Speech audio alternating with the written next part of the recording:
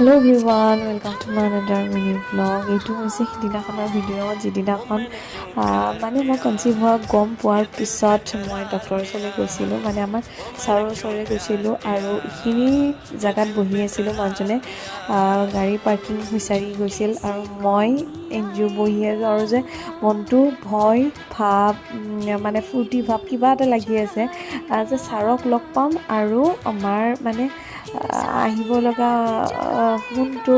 নতুন আলহীক আমি দেখিবলৈ পাম। আমি বহুত বেছি এক্সাইটেড। তাৰপিছত ইয়াতে অকণমান ৰৈ দিলোঁ। ছাৰ আছিল অতীত আৰু আমিকেইটাই বহি আছোঁ যদিও এইবাৰ ক'তো ব'ৰ লগা নাছিল, কাৰণ অকণমান পিছত ছাৰ আহিব। ছাৰ লগ পোৱাৰ পিছত এনেও ছাৰক লগ পোৱাৰ পিছত বহুত বেছি সাহস পাওঁ আৰু বহুত বেছি ছাৰে সাহস দিয়ে আৰু আমাৰ দুটাৰ লগতে ছাৰ ফ্ৰেংকলি বহুত ধুনীয়াকৈ কথা পাতে। তাৰপিছত এয়া দেখিলোঁ, এইটো ভিডিঅ'টো চাগে আপোনালোকে দেখিছে। তাৰপিছত নেক্সট ডে যেতিয়া মায়ে গম পালে কথাখিনি চব ঠিকে আছে, তাৰপিছত মাৰ ফূৰ্তিত একদম কিবা হৈ গৈছে। মায়ে আমাক দৌল গোবিন্দলৈ লৈ গ'ল আৰু দৌল গোবিন্দৰ ভিডিঅ'টো আপোনালোকে পাইছে চাগে।